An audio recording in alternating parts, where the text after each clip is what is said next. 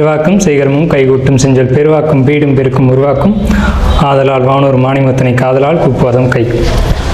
அனைத்து உலக ஆன்மீக அன்பர்களுக்கு வணக்கம். அதாவது நம்ம இப்போ இந்த வீடியோவில் பார்க்கக்கூடிய விஷயம் என்ன அப்படின்னு கேட்டிங்கன்னா, 12 ராசிகளுக்கும் உண்டான பிப்ரவரி மாத ராசி பலன்கள். அதாவது பிப்ரவரி மாதம் 12 ராசிக்குமே என்ன பலன்கள் இருக்குது அப்படிங்கிறத நம்ம இதை பார்க்குறோம். இந்த 12 ராசிக்கும் என்னென்ன நல்ல விஷயங்கள் நடக்குது, என்னென்ன ஒரு குறைவான விஷயங்கள் இருக்குது, எதெல்லாம் செய்யலாம், இதெல்லாம் செய்யக்கூடாது, எந்த விஷயங்கள் செய்யும்போது கவனமாக இருக்கணும், எந்த விஷயங்கள் இயல்பாகவே உங்களுக்கு சாதகமாக கூடி வரும், சில நன்மைகளும் சில அதிர்ஷ்டமான விஷயங்களை பற்றியும் சில விஷயங்களை எச்சரிக்கையாக இருக்க வேண்டிய விஷயங்களை பற்றியும் நம்ம இந்த விஷயத்தில் நம்ம பார்க்குறோம். இது இந்த பிப்ரவரி மாதம் நீங்கள் பார்த்தீங்க அப்படின்னா பிளானட் பொசிஷன் அப்படின்னு பார்க்கும்போது சுக்கிரனுடைய பெயர்ச்சியும் புதனுடைய பெயர்ச்சியும் இருக்குது. சுக்கிரனுடைய பெயர்ச்சி அப்படிங்கிறது மாதத்தினுடைய ஆரம்பத்திலையும் மாதத்தினுடைய இறுதியிலையும் இருக்குது.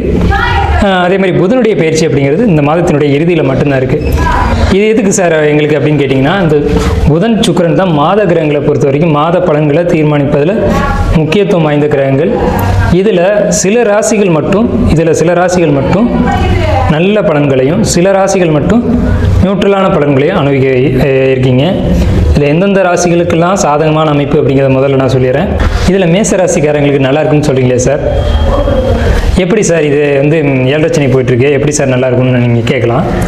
ஆனால் உங்களுக்கு இந்த பிப்ரவரி மாதம், அதாவது பிப்ரவரி அப்படிங்கிறது மார்கழியும் தையும் இணைஞ்சு வரக்கூடிய மாதம். இந்த மாதத்தில் இருக்கக்கூடிய மாத கிரகங்களும் வருட கிரகங்களும் உங்களுக்கு சாதகமாக இருக்குது. மேச ராசி, அதே மாதிரி மிதுன ராசி, சிம்ம ராசி, அதே மாதிரி உங்களுக்கு தனுசு ராசி, மேசம், மிதுனம், சிம்மம், தனுசு, இந்த 4 ராசிகளுக்கு ரொம்ப டாப் மோஸ்டான நல்ல பலன்களை மட்டும் தரும். இது என்ன அப்படிங்கிறத நம்ம தனிப்பட்ட வீடியோவில் நம்ம அதை விரிவாக பார்க்கலாம். மற்ற ராசிகளுக்கு நெகட்டிவாக இருக்குமா சார் அப்படின்னா அப்படி கிடையாது. இது நான் ஜென்ரலாக சொல்லக்கூடிய விஷயங்கள் தான். ஒவ்வொரு ராசிக்கும் உண்டான செப்பரேட்டான பலன்களை நம்ம இப்போ ஒவ்வொரு வீடியோவில் பார்ப்போம். இப்போ நம்ம ஜென்ரலான விஷயங்களை பார்க்குறோம். இதில் இது யாருக்கு சாதகம் யாருக்கு பாதகம் அப்படின்னு பார்க்கும்போது கல்வி, மாணவர்களை பொறுத்த வரைக்கும் கல்வி, போட்டித் தேர்வு எழுதக்கூடியவங்க, நீட் எக்ஸாம் எழுதக்கூடியவங்க, அதே மாதிரி மாணவர்களை பொறுத்த வரைக்கும் எல்லா மாணவர்களும் ஒரு நீட்டு தேர்வு அல்லது ஸ்டூடெண்ட்ஸ் இப்போ அந்த போட்டித் தேர்வு எழுதக்கூடியவங்க, 10th +2 எழுதக்கூடியவங்க, அதில் படிக்கக்கூடியவங்க, இவங்களை பொறுத்த வரைக்கும் எப்படி இருக்கும் அப்படின்றத பற்றியும், அதே மாதிரி ஒரு 7ஆம் சீட்டு பிடிக்கிறவங்க அல்லது 7ஆம் சீட்டு போடுறவங்க இவங்களை பொறுத்த வரைக்கும் எப்படி இருக்கும் அப்படிங்கிற இந்த பிப்ரவரி மாதத்தில் நம்பி செய்யலாமா ஒரு விஷயத்தை அப்படிங்கிறத பொறுத்த வரைக்கும் அப்படிங்கிறத பற்றியும், கடன் வாங்கலாமா, புதிய தொழில்கள் பண்ணலாமா அப்படிங்கிறத பற்றியும் நம்ம அந்த 12 ராசிக்குமே பார்க்க இருக்கோம்.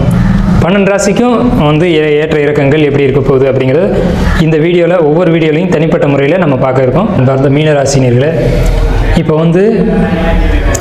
ஒரு பயத்தினுடைய உச்சபட்ச நிலையில் இருக்கக்கூடிய ராசி எதுன்னு கேட்டிங்கன்னா மீனராசி. பயமே மொத்த உருவமாக இருக்குது அப்படின்னா அது மீனராசி. ஏன் எப்படி சொல்கிறோம்னா, ஜென்மச்சனி அப்படின்ற ஒரு பதட்டத்துலையும் பயத்துலையும் உங்களை நீங்களே வருத்திக்கிட்டு இருக்கீங்க. அது நீங்கள் அப்படி பயப்படணுமா அப்படின்னா அப்படி கிடையாது. ஜென்மச்சனி, அஷ்டமச்சனி, கண்டகச்சனி, அர்த்தாஷ்டமச்சனி இதெல்லாம் தாண்டி ஜோதிடத்துக்குள்ளே எவ்வளோ விஷயங்கள் இருக்குது. அதெல்லாம் நீங்கள் தெரிஞ்சுக்கணும் அப்படின்னா உங்களுடைய பிறப்பு சாட்டை தான் உங்களுடைய வாழ்க்கையை தீர்மானிக்குது. ஒரு மனிதன் பிறந்து வளர்ந்து இந்த வாழ்க்கையில் எப்போ எதை அனுபவிக்கணும் அப்படிங்கிறது உங்களுடைய தனிப்பட்ட சுய ஜாதகத்தில் இருக்குது. அதுக்காக 7 சனி ஜென்மச்சனி பாதிக்காமல் போயிடுமா அப்படின்னு கேட்டிங்கன்னா என்கிட்ட அதுக்கு ஆன்சர் இல்லை, சரிங்களா? ஆனால் அதே சமயம் நீங்கள் ஜென்மச்சனி பயத்தை ஏற்படுத்தி உங்களை நீங்களே பாதிப்புக்கு உள்ளாக்க வேண்டிய அவசியமும் இல்லை. என்னுடைய பதில், நம்மளை மாதிரி இப்போ என்கிட்ட ஜாதகம் பார்க்கணுன்னா ஸ்க்ரீனில் தெரியுற நம்பருக்கு நீங்கள் கான்டாக்ட் பண்ணி பார்க்கலாம். அல்லது உங்களுக்குன்னு ஒருத்தர் இருப்பார் இல்லைங்களா, நம்பிக்கைக்குரிய ஜோசியர்னு ஒருத்தர் இருப்பார் இல்லைங்களா, எல்லாருக்குமே அப்படி ஒருத்தர் வச்சுருப்போம். அவங்கள்ட்ட கான்டாக்ட் பண்ணி கேட்டுக்கலாம். ஆனால் யார் எப்படி பார்க்குறாங்க அப்படிங்கிறது தான் விஷயம். ஜோதிடர்களுக்குள்ளே யார் சிறப்பாக பார்க்குறாங்க, யார் நம்பிக்கைக்குரிய ஜோதிடர் அப்படிங்கிறது தான் விஷயம். ஜென்மச்சனின்றது பயப்பட வேண்டிய அவசியம்ன்றது என்னுடைய முதல் பதில். சரிங்க, 2026 பிப்ரவரி மாதம் எப்படி இருக்க போகுது அப்படிங்கிற பலன்களை நம்ம போவோம். இப்போ சந்திரன் மேலே சனி ஃபஸ்ட் விஷயம், அது இருக்கட்டும். இது குழப்பமான ஒரு நிலை தான். உங்கள் ராசிக்கு 3ஆம் இடத்தை சனி பார்வை செய்கிறது அப்படிங்கிறது முயற்சிகள் எல்லாமே தட்டி போகும், குழப்பங்களுக்குள்ளே சிக்கிடும். ஒரு முயற்சி எடுத்துகிட்டு நம்ம தவறாக எடுத்துட்டோமோ அப்படின்ற என்ன அலைகளை கொடுத்து மாற்றி விட்டுரும். அதெல்லாம் நீங்கள் பார்க்க வேணாம். உங்கள் ராசிக்கு 4ஆம் இடத்துல குரு வக்ரமாக இருக்கிறது பாசிட்டிவ் ஆர் நெகட்டிவ்னு கேட்டிங்கன்னா பாசிட்டிவ் தான். அதில் பெரிய நெகட்டிவ் இல்லை. என்ன பாசிட்டிவ்னு கேட்டிங்கன்னா உங்களுக்கு பொருளாதார ரீதியாக மிகப்பெரிய ஏற்றங்களை கொடுக்கும். தொழில் ரீதியாக ஏற்றங்களை கொடுக்கும். என்ன சார் தொழிலே நொடிஞ்சு போச்சு, இப்போ போய் இப்படி சொல்கிறீங்க அப்படின்னு கேட்டிங்கன்னா, விஷயம் இருக்குது. தொழிலில் உங்களுக்கு லாபம் இருக்குது, அது எப்படி கையாளணுன்ற விஷயம் இருக்குது. ஒன்று, நீங்கள் வந்து மனைவி குழந்தைகளை ஆதரித்து நடந்தீங்க அப்படின்னா உங்களுக்கு என் தொழிலில் பாதிப்புகள் வராது. இல்லையா, உங்களுக்கு கோபம் வரும்போதெல்லாம் அவங்கள்ட்ட நீங்கள் உங்கள் கோபத்தை வெளிப்படுத்தினீங்கன்னா தொழிலில் பாதிப்புகள் ஏற்படுத்தும். இதுதான் அந்த பிப்ரவரி மாதத்துக்கான உங்களுடைய பலன்கள். உங்கள் ராசிக்கு 11ஆம் இடத்துல சூரியன் செவ்வாய் 9ஆம் தேதிக்கு பிறகு 12ஆம் இடத்துக்கு வந்துடுறாங்க. உங்களுக்கு 12ஆம் இடத்துல 4 கிரகங்களுடைய சேர்க்கை இருக்குது. சூரியன், புதன், சுக்கிரன், ராகு. இந்த கிரக சேர்க்கை உங்களுக்கு ரொம்ப பாசிட்டிவான விஷயங்களை கொடுக்கும். எதில் அப்படின்னு கேட்டிங்கன்னா, தொழில் சார்ந்த பயணங்களில். ஃபஸ்ட்டு தொழில் சம்மந்தப்பட்டு நான் ஒரு பயணம் வச்சுருக்கேன் அப்படின்னு கேட்டிங்க அப்படின்னா பாசிட்டிவான ஆன்சர். என்னென்னு கேட்டிங்கன்னா, நீங்கள் துணிஞ்சு இறங்கலாம், தொழிலில் லாபம் உண்டு. 2வது விஷயம், சொத்து ப்ராப்பர்ட்டி வாங்கக்கூடிய யோகம் இருக்குது. சுபகாரியங்கள் வீட்டில் நடத்தக்கூடிய யோகம் இருக்குது. சொத்து வாங்குறதும் சுபகாரியம்தான். சுபகாரியங்கள் பண்ணுறது ஒரு காது குத்தாக இருக்கலாம், ஒரு கிரகப்பிரவேசமாக இருக்கலாம். அது உங்கள் வீட்டில் ஒரு நெருப்பு எரியணுங்க, அவ்வளோதான். சிம்பிளாக சொன்னால் அதுதான். உங்களுடைய ராசிக்கு 2ஆம் இடத்த செவ்வாய் தன்னுடைய 4ஆம் பார்வையால் பார்த்தா உங்கள் வீட்டுக்குள்ளே ஒரு நெருப்பு எரியணும். எப்படி எரியணும்? ஒரு சுபகாரியம்னு ஒன்று நடத்த ஆரம்பிச்சிட்டோம்னா ஒரு ஐயரை கூட்டிகிட்டு வந்து ஒரு நெருப்பு வைப்போம் இல்லைங்களா? அது நடத்தி கொடுக்கும் இந்த பிப்ரவரி மாதத்தில். அதை நீங்கள் பண்ணிக்கலாம். அப்படி பண்ணுறதுனால, அப்படி ஒரு அக்னியை வளர்த்து ஹோமம் பண்ணுறதுனால உங்களுக்கு ஏற்படவிருக்கக்கூடிய நெகட்டிவான விஷயங்கள் அந்த நெருப்புலேயே புகை மாதிரி போயிடும், அது அழிக்கப்பட்டு போயிடும் அப்படின்னு கூட நம்ம எடுத்துக்கலாம். நெருப்பு அப்படின்ற ஒரு பசுமாகி போயிடும். உங்களுக்கு கடன் தொல்லை இருக்குதுன்னு நீங்கள் நினச்சிங்கன்னா கடன் தொல்லை இருக்குது, அது உண்மைதான். கடன் இல்லாத நபர்கள் யாருமே இல்லை. கடன் தொல்லைகள் இருக்குது அப்படிங்கிறதுனால நீங்கள் வந்து கவலைப்பட வேண்டிய அவசியம் இல்லை. ஆனால் கடன் சம்மந்தப்பட்ட கவலைகளை கொடுக்கும். உங்களுக்கு வருமானம் இருக்குது, அந்த வருமானத்தை சரியானபடி ஒரு சேமிப்பாக மாற்றி நீங்கள் கடனை அடைக்கலாம். புதிய தொழில்கள் முயற்சிகள் வேண்டாம். புதிய தொழில்கள் முயற்சிகளை பொறுத்த வரைக்கும் ஒதுக்கி வைக்கிறது நல்லது. உடனடியாக இறங்க வேணாம். புதிய தொழில் முயற்சியில் நீங்கள் உடனடியாக இறங்க வேணாம், பொறுமையாக நீங்கள் இறங்கலாம். புதிய தொழில் பண்ணுற முயற்சியை நீங்கள் பொறுமையாக எடுத்து செய்யலாம். அதே மாதிரி உங்களுக்கு பார்த்துட்டிங்கன்னா சூரியன் பலமோடு இருக்குது. 6ஆம் அதிபதியான சூரியன் உங்கள் ராசிக்கு 12ல் மறைஞ்சிது அப்படின்னா இதுக்கு பேர் விபரீத ராஜ்யம்னு பேர். அப்போ இந்த காலகட்டத்தில் திடீர் வருமானங்களும் திடீர் அதிர்ஷ்டங்களும் நீங்கள் நினைக்காத விஷயங்கள் கூட நடக்கும்.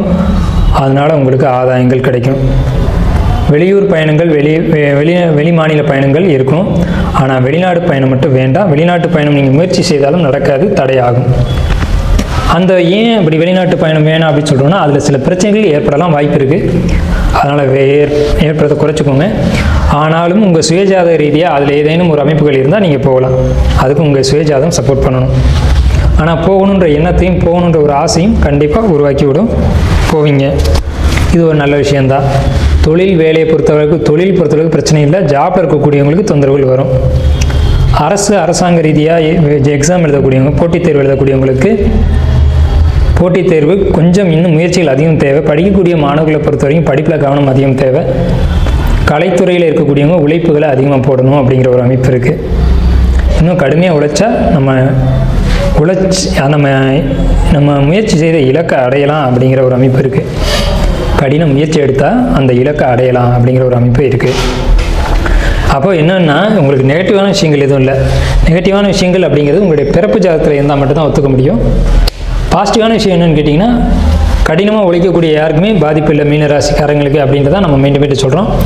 ஆனால் மீனராசிக்கு நம்ம வலியுறுத்தி சொல்லக்கூடிய விஷயம் என்னென்னு கேட்டிங்கன்னா, உங்களுடைய பர்த் சார்ட், நீங்கள் பிறந்த அன்றைக்கு இருக்கு இல்லைங்களா, பிறந்த தேதி, நேரம், பிறந்த ஊர், இது 3 வச்சு தான் நீங்கள் முடிவு செய்யணும். நீங்களாக ஒரு முடிவுக்கு வரக்கூடாது அப்படிங்கிறது தான் மறுபடியும் நம்ம சொல்கிறோம். மீனராசிக்கு இந்த 2026 பிப்ரவரி மாதம் 60% மேலே நல்ல பலன்கள் இருக்குது. இருந்தாலும் உங்களுடைய பிறப்பு ஜாதகம் தேவை. மீண்டும் சொல்கிறேன், உங்களுடைய பிறப்பு ஜாதகம் தான் அதை முடிவு செய்யும். தொழில், வேலை, நண்பர்களை பொறுத்த வரைக்கும் நம்ப வேண்டாம். நண்பர்களை ஒரு கண்ணோட பாருங்கள். ஏன்னா உங்களுடைய 7ஆம் வீட்டை செவ்வாயும் சனியும் சேர்ந்து பார்க்குது. செவ்வாயும் சனியும் சேர்ந்து ஒரு வீட்டை பார்த்தா அந்த இடம் ரொம்ப பாதிக்கப்படும். அப்போ நண்பர்களால் ஒரு ஏமாற்றத்தையோ, காதல்களால் ஒரு ஏமாற்றத்தையோ, அல்லது கணவன் மனைவி உறவுகளுக்குள்ள ஒரு ஏமாற்றத்தையோ சந்திக்க வேண்டிய சூழல்கள் உருவாகலாம். ஆகையினால நீங்கள் இந்த உறவுகளை நம்ப வேண்டாம். சரிங்களா? காதல் கசக்குதியான்ற மாதிரி கசந்துரும். கணவன் மனைவி உறவு கசக்கும், நண்பர்களுடைய உறவு கசக்கும், தனிமை மட்டுமே இனிமையாக இருக்கும். ஸோ இதுதான் 2026 பிப்ரவரிக்கான பலன்கள்.